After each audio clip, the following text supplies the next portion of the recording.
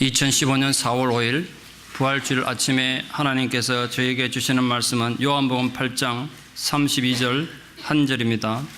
신약 159쪽 요한복음 8장 32절 한 절 말씀을 봉독에 올리겠습니다. 진리를 알지니 진리가 너희를 자유롭게 하리라. 아멘. 황금 세상에 갇힌 새가 있었습니다. 그 새는 주인이 아무리 좋은 음식 갖다 주고 아무리 아름다운 음악을 틀어줘도 노래하지 않기로 유명했습니다. 그럴수록 애가 탄 주인은 더 맛있는 먹이를 갖다 주고 어떻게 하든 그 노래 한번 들어보겠다고 새에게 별의별 대우를 다 해주었습니다. 그럴수록 새는 결코 노래하지 않았습니다. 어느 추운 겨울날 추위에 떨던 산속의 새 한 마리가 이 집 창가에 추위를 피해 날아봤다가 그 황금 세상 안에 새를 보고 굉장히 부러워했습니다. 그래서 이렇게 말했습니다. 야, 넌 정말 좋겠다. 이렇게 황금으로 된 세상 안에서 그렇게 좋은 먹이 먹고 있으니까 얼마나 좋겠냐. 그랬습니다. 그때 세상 안의 새가 이렇게 말했습니다. 내가 원하는 건 그런 거 아니야. 난 자유를 원해.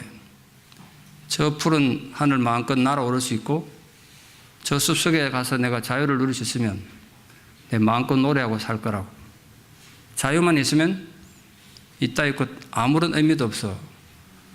그렇게 대답했다는 우화가 있습니다. 오늘은 부활주일입니다.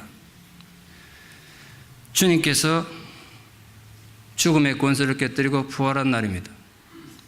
그래서 다시 맞이하는 부활주일에 또 우린 부활의 의미를 가슴에 다시 되새깁니다. 그런데 주님께서 부활하셨다는 이 사실이 우리 현재 삶에 도대체 어떤 의미가 있습니까? 주님의 그 승리가 우리 현재 신앙생활에 어떤 의미가 있습니까? 나도 나중에 죽으면 주님처럼 부활한다는 상징적 의미 말고 현실적으로 여러분 삶의 부활은 어떤 의미를 주고 있습니까?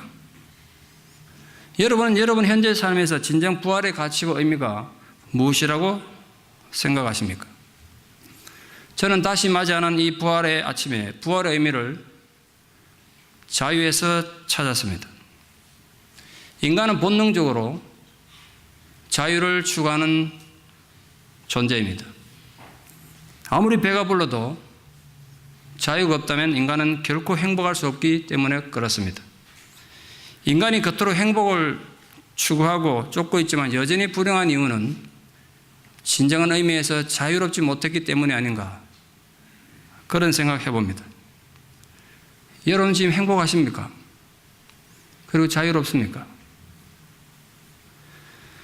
예수님께서 이 세상에 오셨던 궁극적인 이유는 바로 자유하지 못한 인간들에게 참된 자유를 주시기 위해서 아니었겠습니까? 우리는 그분이 우리에게 자유를 선포해 주시기 전에는 결코 자유할 수 없는 아픔 속에 살아갑니다. 우리 모두 그 부활의 능력으로 주님이 우리에게 그토록 주시기를 원하셨던 참된 자유를 회복하는 감격이 이 부활의 아침에 여러분 모두에게 있기를 축복합니다. 진리를 알지니 진리가 너희를 자유케 하리라. 세계 최대 정보기관인 CIA의 모토가 이 말씀이라는 사실을 알고 저 솔직히 놀랐습니다. 여러분 혹시 아셨습니까? CIA 그 무시무시한 곳의 모토가 진리가 너희를 자유케 하리라, 성경 말씀이라는 사실. 제 몹시 궁금했었습니다. 그 첩보원들이 정말 진리가 너희를 자유케 하리라는 이 말씀의 의미를 정말 이해하고 있을까요? 저는 신학교 졸업하고 담임 목회를 시작하면서 내가 이제 정식 내 목회를 시작하는데 나는 내 목회의 모토를 어디 둘 것인가 묵상하는 중에 이 본문의 말씀을 택했습니다. 그래서 본문 말씀이 액자로 되어 있으면 하나 내가 걸어두려고 기독교 백화점 가서 아무리 뒤져도 진리가 너희를 자유케 하라 이런 말씀 없더군요. 다 복받으라는 얘기만 있고 네 시작은 미약해서나 나중은 창대하리라 이런 말이 있는데 진리가 너희를 자유케 하라 액자가 없더라고요. 그래서 성군 만드는 공장에 가가지고 요한복음 8장 32절을 좀 제작해달라고 특별히 주문해서 제작해서 만들어서 제 방에다가 목양실에 걸어두었습니다. 사실 어떤 부분에서 세상에 하나밖에 없는 저만의 성구 액자를 할 수 있습니다. 어디를 가든지 그걸 갖고 다녀서 지금도 제 목양실에 걸려 있습니다.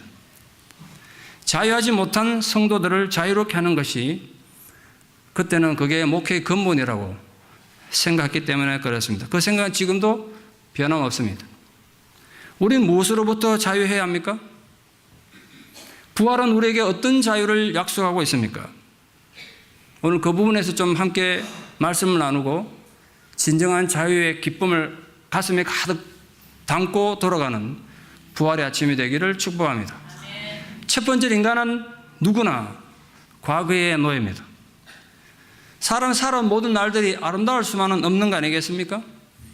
그래서 누구에게나 아픈 과거가 있기 마련입니다. 그래서 자기 과거로부터 절대로 자유롭지 못합니다. 한국에 요즘 고위공직자들 청문회하는 거 보십시오. 그 과거만 없었더라도 떵떵거리고 살아서 사람들이 자기 과거의 한 삶 때문에 패가망신하는 걸 많이 보지 않습니까? 그래서 어느 누구도 자기 과거를 지울 수가 없습니다. 오직 참된 진리를 통해서만 과거를 벗어날 수 있고 자유할 수가 있습니다. 사도 바울에게도 끔찍한 과거가 있었지 않습니까? 그는 자기 열심 때문에 예수 믿는 성도들 잡아주기 내 앞장섰던 뼈아픈 과거를 가진 사도였습니다. 제가 목사가 되어 보니까 사도 바울이 은혜로 자기가 구원받고 사도는 됐지만 생각날 때마다 주님한테 굉장히 죄송하고 미안했을 것 같습니다.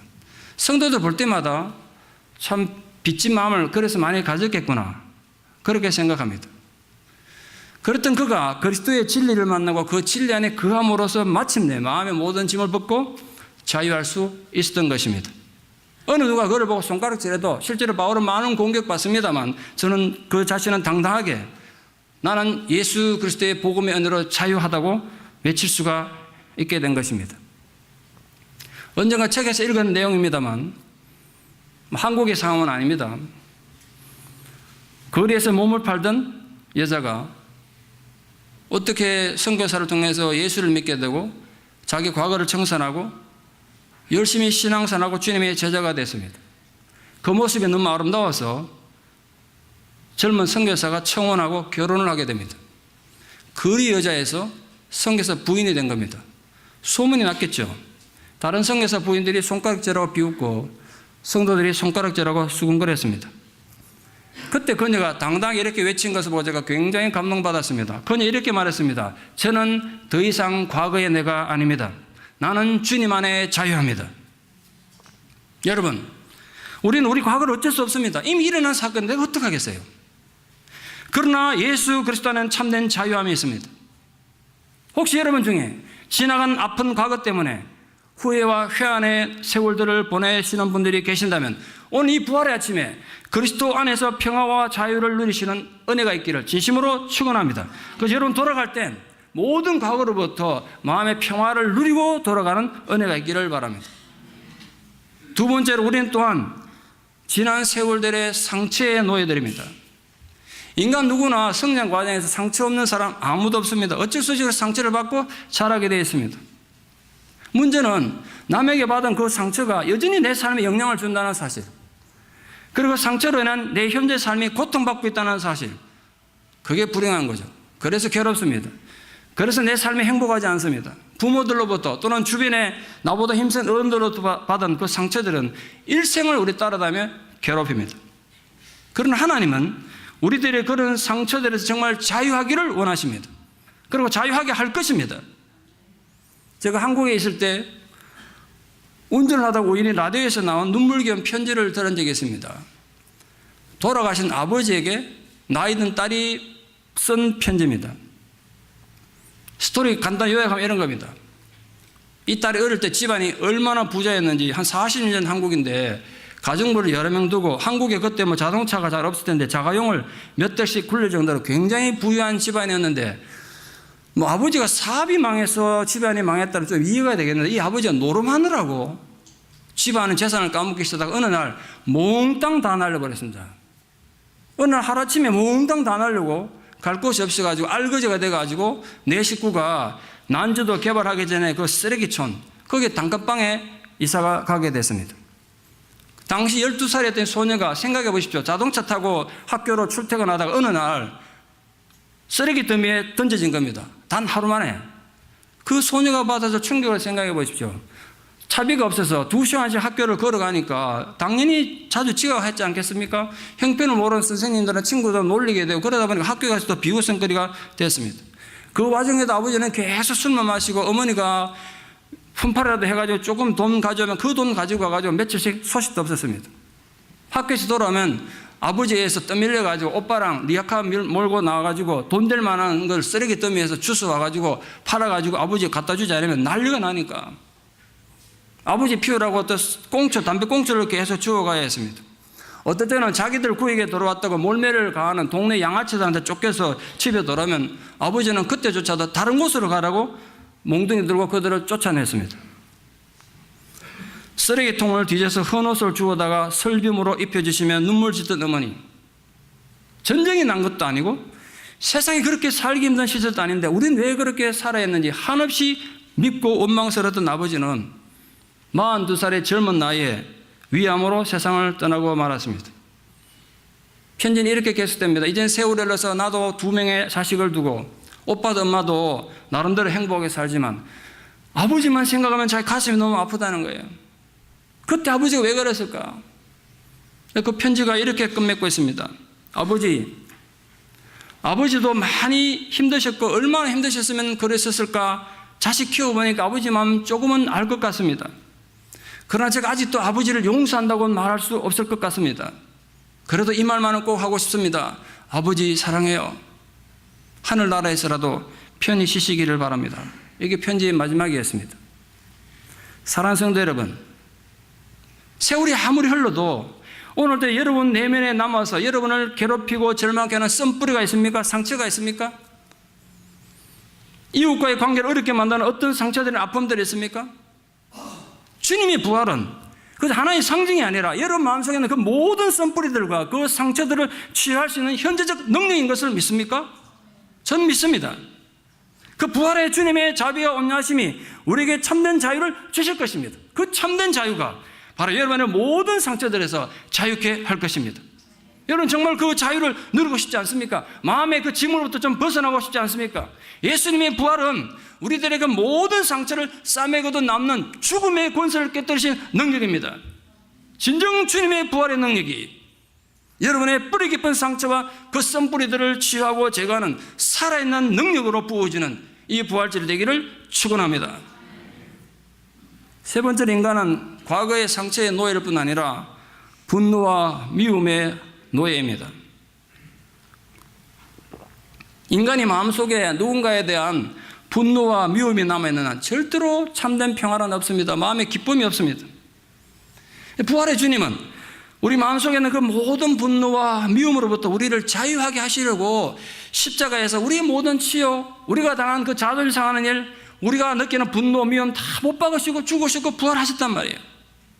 주님 말씀하셨어요. 너희가 땅에서 매면 하늘에서도 매이고 땅에서 풀면 하늘에서도 풀릴 것이다. 너희 가슴에 원한과 분노를 가지고 인간관계 풀지 않으면 하나님께서 너희들 향해서 복을 안 풀겠다는 뜻 아니겠어요? 심각한 얘기입니다. 동네 사람들이 어머니를 도둑으로 몰아가가지고 그 억울함 때문에 화병 걸려서 결국은 양주물 마시고 자살했던 아픈 과거를 가진 제 친구 목사님이 계십니다. 칠형제의 막내인데 이 집안이 찌질게 가난했습니다. 어머니가 겨우 품팔이해서 7명 자식을 키우는 집이다 보니까 근데 어느 날 그 동네에서 많은 어떤 집에서 돈이 없어졌습니다. 근데 많은 사람들이 이 집이 가난하니까 이 집이 돈이 많이 필요하니까 이 여자가 가져갔을 것이다 이렇게 몰아갔습니다. 어머니는 가난하고 힘이 없으니까 내가 아니라고 해도 아무도 안 믿어주고 그래서 결국은 그 화병을 견디도 못해서 억울하다고 그러니까 양점을 먹고 자살해버렸습니다. 그때 제 친구 목사님이 중학생 때였는데 얼마나 가슴이 한이 되겠습니까? 자기 엄마를 죽게 만든 그 땅에 살 수 없어서 형들하고 아버지가 이제 그 시골 떠나서 서울로 이사를 간 겁니다. 사춘기 예민한 이 아들 마음속에는 엄마에 대한 복수하고 싶은 마음, 그 동네 사람들 돌아가지고 복수하고 싶은 마음밖에 없었습니다. 어릴 때 생각하면 내가 어떻게 하면 우리 엄마 복수를 할까? 어떻게 하면 우리 엄마 원한을 갚을까? 생각해 보니까 자기가 사법고시 패스해가지고 세상으로 힘 있는 사람 되면 복수를 할 것 같더란 거예요. 그래서 오로지 목표가 사법고시 패스하는 거였습니다. 열심히 공부해서 고등학교 가고 대학을 법대를 갔습니다. 1, 2법대는 아니지만 그래도 법대를 갔어요. 근데 문제는 사법고시 치는데 7번을 치는데 1차 되고 2차 되는데 3차는 안 되는 거예요. 3차가 안 돼. 그러니까 대학 졸업하고 군대 갔다 왔지 7년 시험 치지. 그러니까 나이는 이제 30대 중반이 됐습니다. 결혼했죠. 자식은 생겼는데 사법고시를 포기할 것인가, 내가 가장 알아서 책임을 다할 것인가 고민하는 와중에 하나님 부름받고 목사가 된 겁니다. 신학 와서 목사가 된 거예요. 세월이 많이 흘렀습니다. 이제 어머니 복수 같은 건 까마득히 잊고 희미하게 기억이 사라졌습니다. 그런데 이 목사님이 목회를 하실 때 기도하려고 앉으면 자꾸 가슴이 답답하고 심장이 큰 돌이 막 누르는 것 같은 답답함을 느꼈습니다. 도대체 하나님 내가 왜 이랬습니까? 어느 날 깊이 기도하는 중에 깨달았습니다. 자기는 잊었다고 생각했는데 잠재시 속에는 아직도 그 동네 사람들에 대한 분노가 철회되지 않고 원수가고 싶은 마음이 고스란히 남아있었던 겁니다. 그때 자기가 충격받고 깨달은 겁니다. 목사가 말이지 심장에 한을 품고 있으니까 목회가 되겠습니까? 기도가 되겠습니까? 내가 목사가 이래서는 안 되겠구나. 그래서 일부러 시간을 내가지고 고향을 찾아가서 내가 어른들하고 화해하고 용서해야 되겠구나. 그리고 고향 떠난 지 30년 넘어서 처음으로 고향을 간 겁니다. 근데 고향 찾아간 목사님이 깜짝 놀랐습니다. 가보니까 고향 마을은 이미 12년 년 전에 수장대가 수몰돼가지고 댐으로 변해있었고 고향 마을 흔적도 없었습니다. 고향 마을 산이 있는데 그 산 언덕에 그 엄마를 죽게 만들었던 동네 어른들 대부분 죽어가지고 무덤에 다 묻혀 있었습니다. 생각해 보십시오. 30년 년 세월 고향을 물에 잠기고 그 산은 다 무덤에 들어간 동안 자기 혼자 한을 품고 사는 거예요. 고향 그 무덤 언덕 위에 서면 이제 고향의 수물등이 보이는데 그 언덕에 앉아 하염없이 울면서 하나님 내가 잘못했습니다. 회개를 그렇게 했다는 겁니다. 그때 그 회개를 통해서 처음으로 가슴 시원함을 느끼고 자유를 느꼈다는 겁니다. 그의 심령이 죽었다고 부활한 겁니다. 그날 갔다 온 날 저한테 그 얘기를 했다는 거예요. 내가 오늘 박목사 여기 갔다 왔다고. 같이 얼마나 울은지 몰라요. 여러분의 마음속에 남아있는 분노와 미움은 우리를 자유하지 못하도록 하는 끈질긴 족쇄와 같은 것입니다. 여러분의 자존심을 계속 건드리며 여러분이 분노해야 될 수백 가지 이유를 물고 늘어질 것입니다. 그것이 우리의 자유를 교묘하게 속박한다는 사실을 알아야 합니다. 네가 그 인간이 그렇게 용서할 수 있냐? 그 나쁜 인간을 용서할 수는 없어라고 계속 여러분을 괴롭힐 것입니다. 여러분, 절대로 주님이 우리에게 허락하신 자유는 분노할 수 있는 자유가 아닙니다. 미워하는 자유가 아니란 말이에요. 어떻게 그 분노를 사귀고 마음에서 자유할 수 있겠습니까? 지금 만약 그런 분노와 미움으로 힘든 밤을 지새우는 분들이 계신다면 바로 이 부활의 아침에 부활하신 주님의 못자국난 손길이 여러분의 아픈 마음을 좀 만져주시기를 축원합니다. 그래서 뿌리 깊은 원한을 씻어주시기를 바랍니다. 죽음의 절망을 이기신 부활의 주님께서 그 능력으로 여러분 모두의 미움과 분노에서 자유케 하실 것을 믿습니다. 그래서 주님이 직접 여러분에게 말씀해 주시기 바랍니다. 세카란트 하는 장로교 암흑의 성도야, 너 많이 아프고 힘들지? 그러나 이걸 알아라. 네가 진리할지니 그 진리가 너를 자유케 하리라. 진정 너의 모든 분노와 미움에서 원망에서 너로 하여금 놓여서 자유케 하는 감격이 있을 것이다.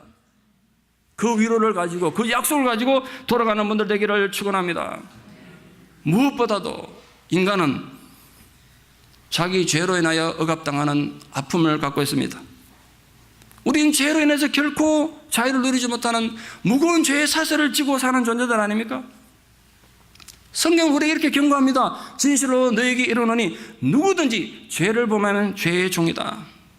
인간 연약해서 누구나 죄 짓습니다. 죄 짓는 건 한순간이에요. 죄가 나쁜 거냐, 죄가 위험하고 무서운 건 죄 짓는 건 한순간이지만 그 영향력은 영원하다는 거예요. 우리를 붙잡고 놓질 않아요. 죄는 마치 소 코에 뚫는 콧뚜레와 같은 것입니다. 콧뚜레 어릴 때 송아지 때 뼈가 굳어지기 전에 콧뚜레 뚫지 않습니까? 근데 콧뚜레 뚫어두면 나중에 소가 커가지고 아무리 황소가 돼서 아무리 힘이 좋아도 꼬마가 끌어도 끌려다닐 수밖에 없습니다. 이게 아프니까 끌려다니는 겁니다. 그냥. 죄란 인간을 그렇게 끌고 다니며 종으로 삼는 것입니다. 죄 짓는 그 순간은 너무 달콤하고 낭만적으로 느껴집니다. 그러나 그것이 콧뚜레가 되어 여러분을 마음대로 조종할 것입니다. 그 삶이 얼마나 고달프겠습니까? 그러나 걱정하지 마십시오, 여러분. 우리 주 예수 그리스도의 부활의 능력은 여러분의 모든 죄의 사슬을 끊고도 남음이 있음을 믿습니다. 여러분, 나는 이 죄를 어떻게 할 것인가 두려워하지 마십시오. 부활의 나팔 소리는 바로 우리의 그 모든 죄의 영향력을 끊는 자유의 나팔 소리인 것입니다. 부활, 그 자유의 나팔 소리, 그게 오늘 주제이고 제목입니다.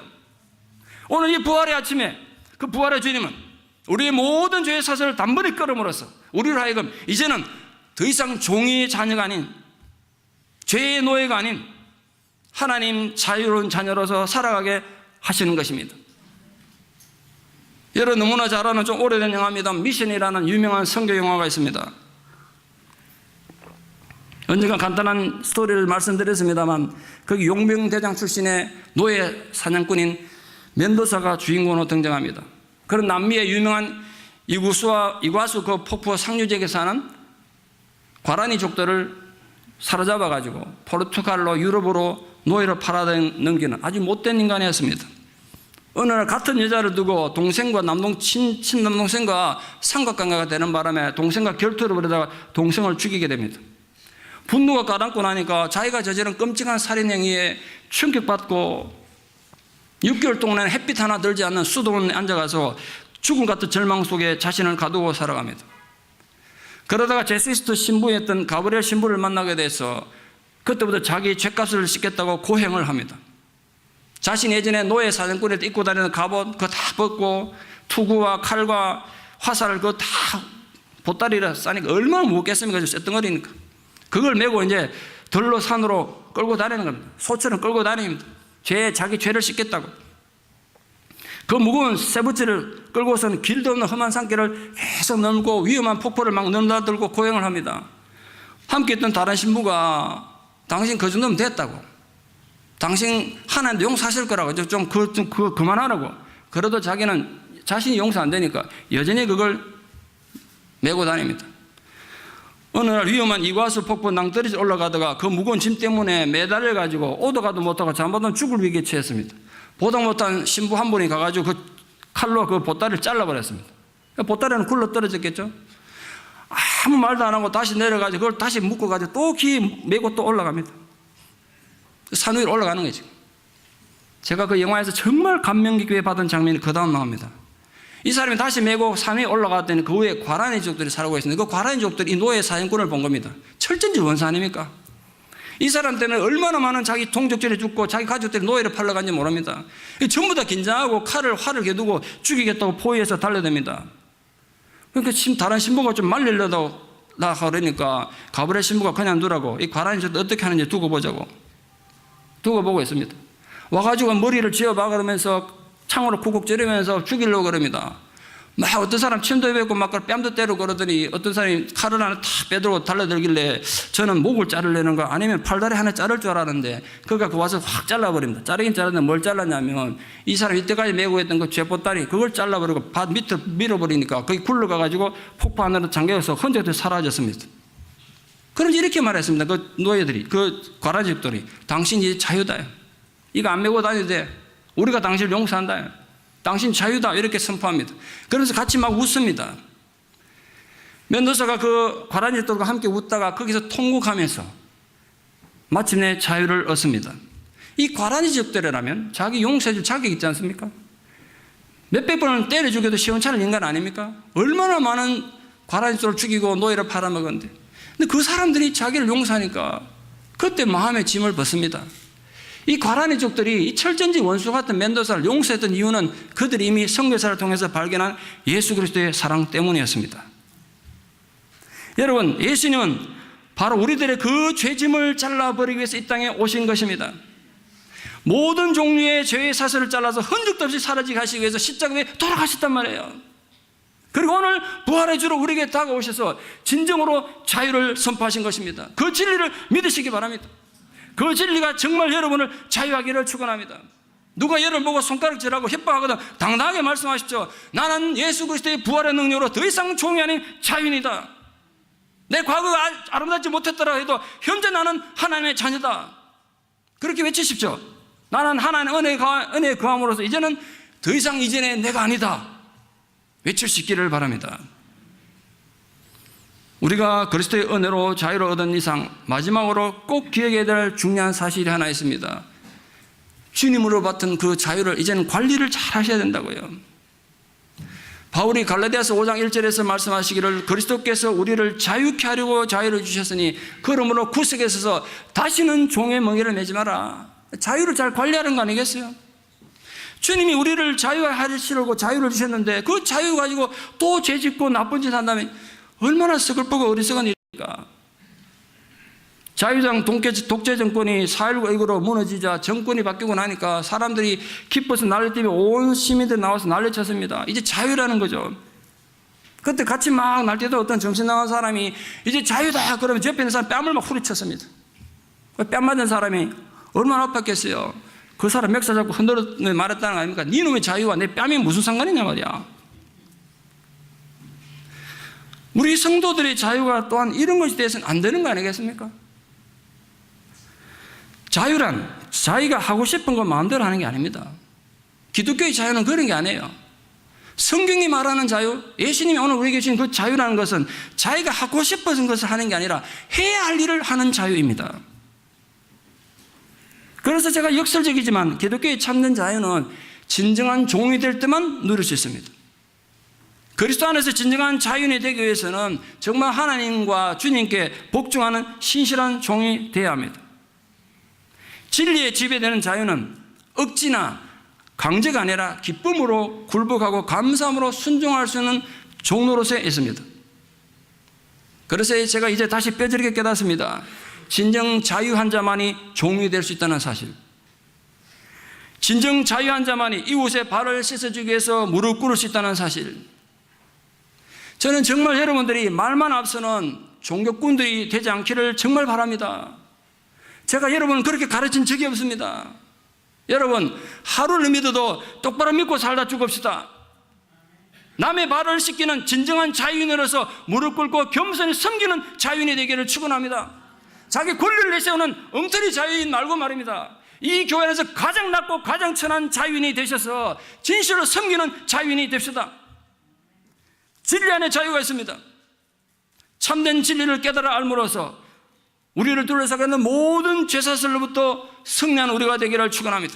모든 과거로부터 자유하고 모든 상처로부터 자유하기를 축원합니다. 여러분 마음에 아직도 풀리지 않는 그 분노와 미움에서도 마침내 자유하기를 축원합니다. 그리고 진실로 여러분이 종이 됨으로써 기꺼이 무릎 꿇고 이웃의 발을 씻길 수 있는 그 자유를 누리는 은혜가 있기를 축원합니다. 그리고 우리 함께 소리 높여 이 부활에 외치는 자가 되기를 바랍니다. 진리를 알지니 진리가 너희를 자유케 하리라. 기도드리겠습니다. 아버지 하나님, 다시 한번 저희 생에 부활절을 허락해 주셔서 진실로 감사를 드립니다. 부활 그 놀라운 자유의 나팔 소리가 우리 삶을 얼마나 놀랍게 바꿀 수 있는지를 이 아침에 다시 깨달았습니다. 우리의 아무리 아픈 과거가 우리를 괴롭게 해도, 아무리 많은 죄책감들이 우리를 위협해도, 아무리 많은 상처가 우리를 아프게 해도 주님 안에 자유할 것을 믿습니다. 무엇보다도 우리가 감당할 수 없는 모든 죄의 짐으로부터 자유하게 해주셔서 그 부활의 능력이 우리에게 진정 살아있는 하나님 능력이 되게 도와주시옵소서. 자유한 자는 진실로 종이 됨으로써 주님의 자유를 올바르게 실천하는 자라고 말씀하셨사오니 우리 살아가는 모든 성도님들이 서로를 나보다 낮게 여기고 무릎 꿇어 이웃의 발을 씻기는 자유인이 되어서 진실로 부활의 능력으로 남은 생애를 살아가는 거룩한 주의 제자들 되게 도와주시옵소서. 예수님 이름 받들어 기도드리옵나이다. 아멘.